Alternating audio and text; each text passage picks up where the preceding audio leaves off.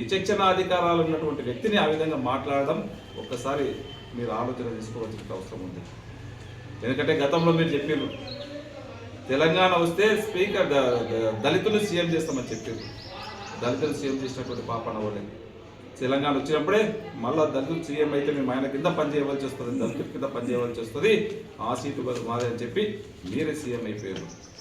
ఈరోజు మన ముఖ్యమంత్రి గారు కాంగ్రెస్ గవర్నమెంట్ వచ్చిన తర్వాత స్పీకర్ని దళిత స్పీకర్ని పెట్టి ఒక మంచి సాంప్రదాయాన్ని కొనసాగిస్తే దాన్ని మీరు లేనిపోయిన అప్పనిందలు ఇస్తూ ఉన్నారు.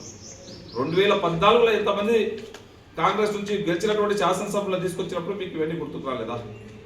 2018లో కాంగ్రెస్ నుంచి గెలిచినటువంటి శాసనసభ్యుల్ని అంగడిలో సరుకులు కొన్నట్లు ఉన్నారు. మీరు విచక్షణ అధికారాలు ఉన్నటువంటి వ్యక్తిని ఆ విధంగా మాట్లాడడం ఒక్కసారి మీరు ఆలోచన తీసుకోవాల్సిన అవసరం ఉంది.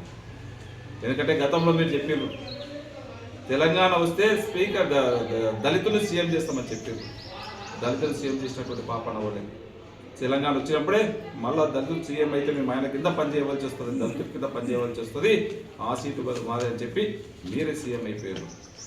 ఈరోజు మన ముఖ్యమంత్రి గారు కాంగ్రెస్ గవర్నమెంట్ వచ్చిన తర్వాత స్పీకర్ని దళిత స్పీకర్ని పెట్టి ఒక మంచి సాంప్రదాయాన్ని కొనసాగిస్తే దాన్ని మీరు లేనిపోయిన అప్పనిందలు ఇస్తూ ఉన్నారు. 2014లో ఎంతమంది కాంగ్రెస్ నుంచి గెలిచినటువంటి శాసనసభలో తీసుకొచ్చినప్పుడు మీకు ఇవన్నీ గుర్తుకు రాలేదా? 2018లో కాంగ్రెస్ నుంచి గెలిచినటువంటి శాసనసభ్యుల్ని అంగడిలో సరుకులు కొన్నట్లు ఉన్నారు. మీరు